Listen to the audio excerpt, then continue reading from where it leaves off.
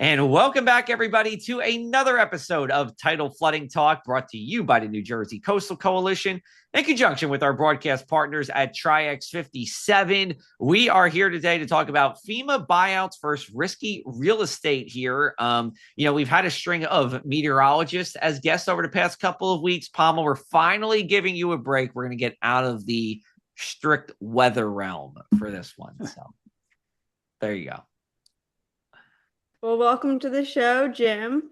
We both have had, FEMA is obviously a very big topic for all of us living on the shore. So whether it's people dealing with just FEMA new rules and standards, but I don't know if a lot of our viewers have had much experience with, buyouts and things like that. So could you give us just some general background on how that works?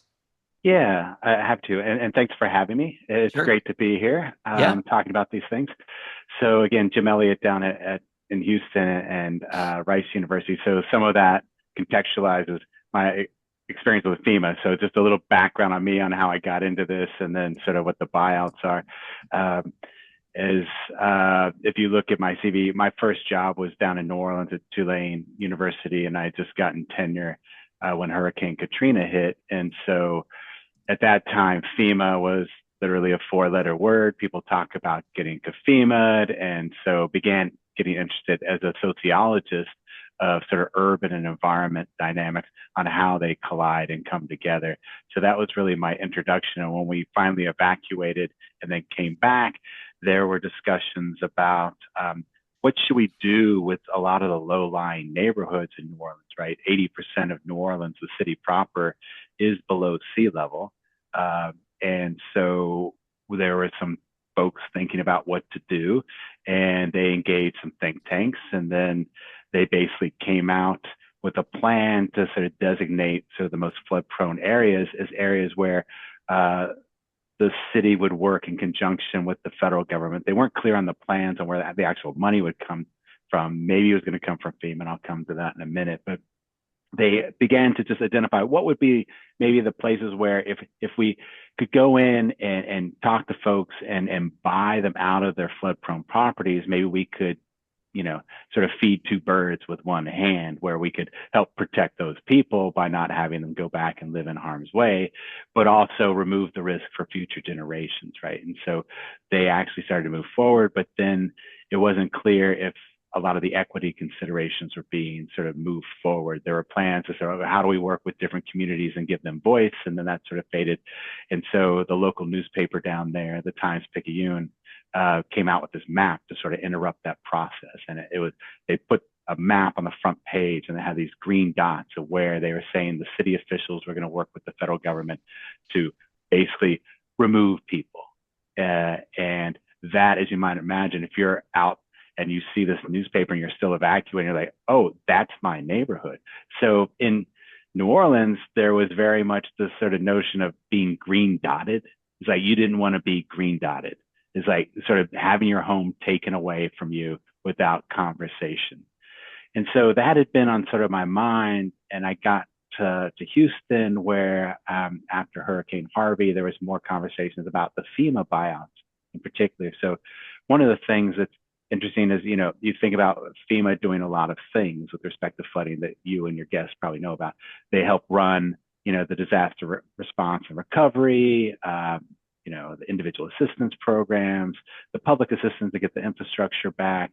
They help sort of plan, but a lot of that was around sort of keeping people in place. And so what they began to do is think about, can we take this concept of paying people for their homes that might have some damage and allow them to get out, not be stuck in place by having lost equity, right? So give them a fair market price for their home as if it was intact, like it was before the disaster. So most of the people are getting approached after disaster, but it is true that FEMA is not the only one engaging in what they call property acquisitions, but it is primarily the biggest program, right? So we have the Department of Housing and Urban Development actually involved. to smaller, and then the Small Business Administration. But FEMA is largely the federal agency that is overseeing these things. And they actually began in the 1990s as a rural program, basically. There were floods in the Midwest. My grandfather, rest in peace, was a farmer in Indiana, and his fields would flood from the Wabash all the time. So he wasn't alone in that. So as they approached for federal government for assistance, the program really developed out of FEMA to help the repetitive losses in rural communities around farmland. But then in the 2000s, here in Houston, you have Allison and other places where it's like, okay, there are more and more people saying, I need to get out of the way. And local officials say, we need to get them out of the way. So they began to lobby their representatives in Congress, I think, and then talk to FEMA and say, hey, why don't we take that program that was sort of built and initiated in rural spaces and bring it into the cities and the urban spaces. And that's where it happened. But there's not a whole lot of conversation about what it means to sort of buy out farmers and their farmland versus what it means to buy out people in dense urban environments. And so really the history from 2000 on is FEMA working with local flood jurisdictions to think about where this property acquisition or home buyout might be. And there are a couple of features that are worth pointing out. One, because it's a federal program and getting FEMA dollars, it has to abide by certain constitutional restrictions, including not exercising eminent domain or taking someone's home by force. So when you get involved with the FEMA program, which is basically what buyouts are largely funded by nationwide, it has to be voluntary. And it's also the case that it has to be initiated by the local flood jurisdiction or authority. They fill out an application, and that application is basically a risk cost benefit ratio. It says, hey, instead of paying out the National Flood Insurance Program premium on these homes, yet again, because oftentimes it's the 8th or 10th time they've done it on their home, what if we just paid them to move and we basically bought their house and then we take it over and we demolish it and basically return it to nature and have it be part of the green infrastructure that helps mitigate flooding. It's a win-win, gets people out of harm's way, helps reduce flooding, hopefully, in that way. And so they have to fill out these applications and project how much they imagine the savings would be. So example, here in Houston, we've got neighborhoods that have flooded over the past 20 years, like 6-8 times. There are homes that are valued at $400,000 that have basically received $1.6 million and repetitive sort of returns from their flood loss premium. So as we know, the FEMA flood insurance program is financially insolvent.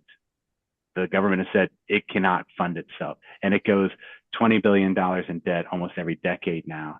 And so this is a way to rewrite the insurance premiums with this Risk 2.0 program, which is part of this, but also implement the buyout program.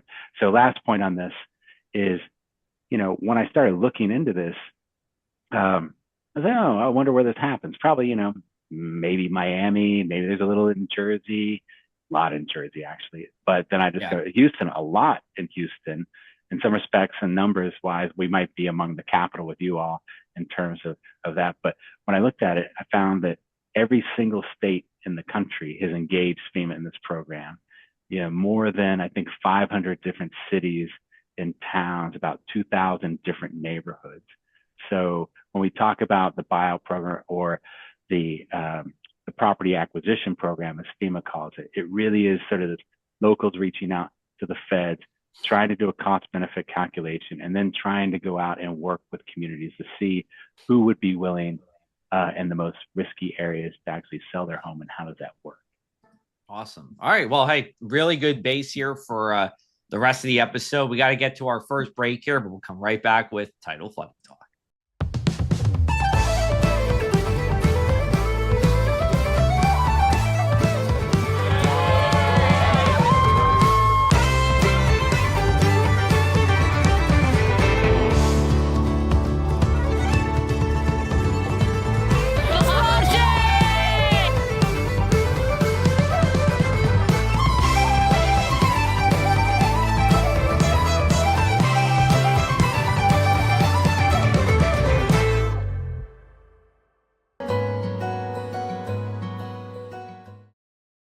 And welcome back, everybody, to Tidal Flooding Talk. We're back here with Jim Elliott, and we are exploring the map and the program that his department created. This is through the Rice University Center for Coastal Futures and Adaptive Resilience. If you go to cfar.rice.edu, you can make your way over to this map. I believe it's pretty much, you scroll down a little bit and you see it right there. You'll find it. So Jim's going to share his screen with us. He's going to take you through the website, how it works. And at some point, we'll have him poke around in a few places. But Jim, floor is yours on this one. Yeah, thanks, Joe. So we've been talking a little bit about property acquisitions, especially the largest federal funder, FEMA, working with local jurisdictions. So as researchers, in Houston, we have a number of these sort of in operation and under consideration. But we also, as we began to sort of think more about it, we were curious about the literature and the research that's been done. And there are a lot of great case studies of local areas going through buyouts and what happens. And so that's invaluable. What was less available was a big picture of where these things are happening, and in particular, where people are moving. Oftentimes, the case study research is about the negotiations.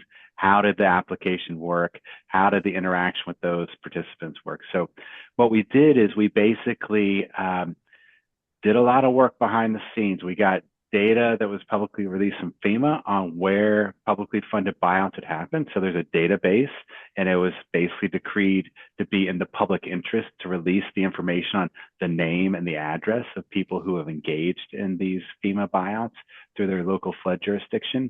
And so we got that database, and then we identified those folks who we could pretty much confirm were owner occupants. So people would have to move. We're interested in the retreat component. And then we mapped those. And because of the data, it's very hard to get data on how people move. The Census Bureau does not make it publicly available. So we wanted to see what we can do. So there are these data companies out there that will sell you data. So they're the same companies that sell the Fortune 500 for marketing campaigns. But basically, we assembled these data, and they're reasonable data, and they cover close to now 200 million US adults. If you have a consumer trace or profile, you own a cell phone, you have a bank account, they get all this information. They identify where you live by name, and you can follow people through time. So those data get pretty reasonable by the year 2007. So over here in the upper right corner, we said, okay, we're going to start it in 2007. And I just have the slider bar. We can go back and forth on this. And if you're interested, the ones that just started the first couple of years, you can do that, or a single year. But basically, for demonstration, say, okay, show us everywhere that there's been these buyouts, right? And so then we broke it down. How many buyout movers are in these zones? So what we mean by a zone is we identified each address where there was a FEMA-funded buyout, and then we mapped it. And then what we did is for that year that the policy was implemented, we used these data to recreate a half-mile buffer around the buyout. So we could build a neighborhood, basically a small neighborhood, and then populate it with the people who are living there that year of implementation, and then see who moved. So we can see how many people moved through the buyout program. That's through the FEMA negotiated policy that removes the risk by buying the home and then demolishing it so no one can move in. But then we have what we would call the market movers. These are people we observed in the same neighborhood, but did not sell their home to FEMA, but they sold their home or otherwise transferred it to someone else. Got it. So just to jump in, because that was actually a question I had for you when I was going through this website, is I couldn't really tell I didn't really understand the difference. So just to reiterate what you're saying, buyout movers are strictly people who took that buyout, and the market movers are people who live around the buyout mover who moved. Is that yep, exactly. So let's say Palma, we all live in this sort of area, this community, and we're living on the same street. The buyout folks come in from the local flood jurisdiction or some company or a third party they sort of hire to come in and talk to us about it. Palma goes, okay, I like your offer. I'll give it. I'm going to leave. You can demolish my home. But Joe and Jim say, I don't know. I think I can sell through the market, make a little bit more money, or I have a little bit, or you didn't offer me because you didn't get enough money and the government ran out. And we're like, shoot, I still am, I feel risky. I don't know if I want my home equity tied up in a flood prone area, but for whatever reason, we can't tell the reason. But Joe and Jim move through the market. We sell it to someone else. It could be a company, it could be another person. So we're the market movers, Palma's the policy mover. The big difference is that when you add this stuff up over the span of sort of the whole US, for every buyout that we talk about in a local zone, there are on average 12 or 13 folks who are selling the market on the market and just having someone else come in. So the average neighborhood or zone that participates has about 9 or 10 folks. So imagine 10 folks sell their home, demolished. The planners are worried, is it a checkerboard? You know, can we buy out a lot of people, or who's saying yes to the buyout or not? And then all of a sudden you've got, 10 people from the neighborhood moving through the buyout. And then you've got another 130 or 100 moving just through the market. What that means in terms of sustainability is Joe and Jim moved and we basically transferred the risk. We remained resilient by handing it off to someone else. Good luck. Yeah. Maybe you know what you're doing. Maybe you don't. Maybe you're new to town and you didn't do your research. Maybe there wasn't enough information on the flood risk. Lots of pressure from homeowners on local governments not to divulge flood risk. That's beginning to change. Palma did sort of a long-term service. She sold, it's demolished, no one else can go in. The city, as part of that program, has to maintain, like cut the lawn and do things, and it's undeveloped and has that flood mitigation. So the first thing we see is that there's a lot more people sort of going, yep, I get it, I'm out of here. But most of them are going, I need to find somebody else to absorb this risk. So I'll do that. So there's more, less of a one-way exit. You hear about people, oh, there's a retreat. We're all going to move from the coast and we're all going to move to Duluth, or something like that. And it's like, sort of that's like a one-way exit. But what's really happening, even in these zones that are at the front of federal government efforts to remove risk, it's more a revolving door. And what does that do? It doesn't help insurance rates because people are coming in there. And everybody's just trying, if you experience a flood and another flood, oftentimes people weather one flood, but oftentimes by the second or third, they're like, I'm out. So people tend to be risk minimalists. And so if I'm in a tight housing market here in Houston, people see a flood zone and they go, oh my gosh, I hope that allows me to get in. Some of our fastest growing and most demand neighborhoods in Houston are actually ones that flooded. And they will put up signs that this is a buyout neighborhood. Look at this little house Palma sold that's now a little pocket park. That's a benefit. They don't see, oh my gosh, the water is coming. They're going, cool, I can get in this neighborhood. So that's the one thing. But what you can do, and I want to encourage your viewers to do, is you can zoom in. So let's say, we care about Jersey. That's not the only place we care about. Are you saying we don't care about Jersey? That was a little of course we do. Of you. But not only Jersey. But we'll zoom in there. Yeah. Understood. So you can go in and say, oh, wow, I can keep going into these zones and say, okay, I'm curious in this neighborhood. I can go here and say, oh, there were 65 people who moved from this zone. There was a federally funded buyout zone. 1 demolished their home. 64 switched it. And then you can go, okay, well, what's the median distance? Are they all moving way off to climate havens on higher ground? This is actually a median distance of movers is about 18 miles. Nationwide, it's only 7 miles is the median. That's half the distance of the average daily commute. People are not, they are reshuffling. They are attached to their community. They're trying to find homes around them that are safe. And so when we look at their flood risk score of their address that they end up in, movers who go through the policy or the buyout versus the ones that go through the market, they're all uniform. They are looking for low risk housing. So that's uniform. But then you can click on one of these things like here, and you can actually, the yellow is the market. So you can see where are people moving.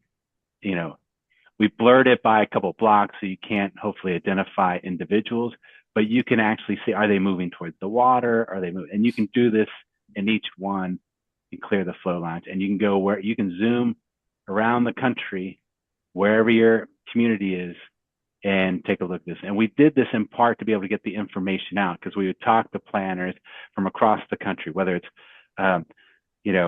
various storms hitting various places, and they say, do you have data on this site? What if we could make you a map and you could dial in and see yourself what's happening? So that's where we are. Wow. So we have about 30 seconds left, but I do want to ask this. I felt like when I was going through the New Jersey map, though, that there were a number of people who may have been moving to more flood risk areas. I mean, I don't know what you saw but because you are saying, right, correct me if I'm wrong, that the policy movers and the market movers are moving to the same type of area. Is that what you were saying? They tend to they want to stay close by so they don't move far on average, because people want to stay there. But when we have these address level flood risk scores, and on a scale of 1 to 10, 1 and 2 is considered low risk. The majority of all of them are moving to 1 or 2. They got the message. They're moving to a safe destination. Okay. But what's telling is people used to study, are they moving out of the floodplain or not? And what the science and research is showing is there's so much variability within the floodplain that there's the people who are moving are in a neighborhood that's considered flood prone, but a lot of those houses aren't flooding. It's the people who are flooding and then look around and go, holy crap, my neighbors aren't flooding. So this whole idea that whole neighborhoods are underwater is true some places, but the vast majority are in neighborhoods where there's high variability. And you're right. They move somewhere that's maybe water prone, but they're finding that house that is not flood prone. Yeah. Okay. Yeah. Really good. Awesome. We're going to take a final break here. We'll come back with Tidal Flooding Talk. Thanks to the New Jersey Coastal Coalition, your flood insurance bills are lower and your streets safer from the reality of flooding. Since beginning in 2013, we build more resilient shoreline communities. Our member towns develop and share in best practices that anticipate future concerns and create flooding solutions. From our town-specific free web app for flooding information to our weekly Tidal Flooding Talk show, we focus on flooding 24/7. Visit www.njcoastalcoalition.com for more. Hello, welcome back. You are watching Tidal Flooding Talk. We are brought to you by the New Jersey Coastal Coalition, and we would like to remind our viewers to know your flood hazard. Do you know your property's flood risk? Visit FEMA.gov and enter your address to see your flood zone, elevation requirements, and more. Understanding your risk is the first step to staying prepared and protecting your home. Awesome. We are back with Jim Elliott. So really interesting map. I poked around on it, when I first emailed you to come on and just kind of looking all across New Jersey. We in New Jersey with our Blue Acres program, one of the, I don't want to say controversy, it's not the right word, but one of the tiffs maybe is that, they're only happening in these low income area places as opposed to, the wealthier communities here. So from a New Jersey perspective, they're on the Delaware Bay Shore, or they're in, that area that you showed in the map. Not all that area is an affluent area. So is that something you studied? And if you did, what can you tell us about that? Sure. Yeah. Great question. So others have studied this as well. I'll start with the top and then maybe lead into some of the findings. Sure. One is, people have pointed out that the buyout program can be sort of perceived as being structurally unequal, right? Let's say that you're a local flood authority and you want to buy out homes to make areas safer, and you convince FEMA to send you down, $100 million. Then if you want to buy more homes, which neighborhoods do you think you can buy more homes for that 100 million, right? You're going to go where you're going to hey, I can buy 100 of these homes, or I can buy 10 of these homes. So there's a sort of an incentive to go in and sort of really work in certain types of neighborhoods that oftentimes have been poorly served in the past by infrastructural investments that would make them safer. So there is a concern that basically wealthier neighborhoods get flood mitigation infrastructure that's costly, and lower income neighborhoods get buyouts, right? We're not going to invest in your community. We're going to basically pay you to move. And so that ties into, well, how do you move? It's still the case that FEMA funds and that whole process, require, at least on paper, that these transactions be voluntary. But what we're finding is that oftentimes people don't want to move unless they have somewhere to move to. It's not just about knowing your risk. It's about what are the other opportunities I have nearby to mitigate that risk in a reasonable house. So here in Houston, at least, we've got folks in homes that are, not that great quality, and they're valued at $65,000. So let's say FEMA comes in, or the local administration says, okay, $65,000, that's a fair market price for your home. Maybe we'll sprinkle another 10K on there to help you with relocation, 75K. And they look around and go, I don't see anywhere I can afford to move with 75K, because the market has moved so far away from that point. So then they say, I'm not going to move. I don't want to voluntarily move because I don't know where I would end up. And so, unless it's far, far away, and they lose the community ties and the value there. So what's happening is a lot more experimentation in that. So here in Houston, I think we're one of the first places to be, Harris County in particular, to be experimenting with mandatory buyouts, where it's saying, okay, we're going to give you a year, community members in this flood area where we've got money approved. If you take it, great. If you don't, we're going to begin to exercise eminent domain and use our own local funds detached from FEMA funds so that we can push you out. And where do you think those experiments are happening? They're happening largely in Latinx communities with lower income working class folks. So there is always this tension of how do you maintain the equity and plan fairly and not have one tool for one group and another tool for another. So, I didn't understand. I apologize. Are you saying that in that example you gave, if you take the buyer, are you getting more money than if the local government comes in? So what'll happen is, there are political circumstances. No one wants to be perceived in the government as taking people's homes. That is not a victory politically, right? No. So what happens is FEMA provides money and they say, you can't take people's homes. You can only voluntarily offer them. So they'll get into negotiations, right? Here's your fair market price. And so some folks who are oftentimes well-educated and well-connected can go, okay, FEMA, you provided, or local flood jurisdiction, this estimate, I'm not going to move unless you build that up and sort of counter offer. And so they'll go back and forth. And they found that certain neighborhoods and more affluent, more educated folks are more able to sort of oftentimes move the needle, or that they'll find that certain people in a neighborhood for the same house are being able to negotiate higher prices because it's just a private transaction. So you've got that dynamic going on as well. But the other part is in trying to encourage folks to move, especially in lower income places, local governments have found that if you add a little bit more money, like instead of just the market price, if you provide some relocation assistance, here's an extra $5,000-$10,000 to help with the move, the moving company, or with the transition in some way, then they're trying to encourage people, because the local flood authorities win if they're successful in getting people to take the buyouts. If they don't, then they're left with this money. And they're like, okay, now what do we do with it? We don't want to give back to FEMA. We got to go out and encourage people. Because what people say oftentimes, I want to buy out, they'll stand in line. We're taking names for people who want buyouts. We're going to file the application. But then when push comes to shove, they're not happy with either the reality of what they begin to see as their lack of destinations, or the cost that they would incur for the move because the housing prices have gone up. So they stay in place. Okay. All right. Really good. Jim, we appreciate you coming on. Where can people find out more about your work? Yeah. Thanks for asking. So you can definitely go to CFAR, Coastal Futures and Adaptive Resilience. That's too long, but CFAR, CFAR.rice, like the food or the university.edu.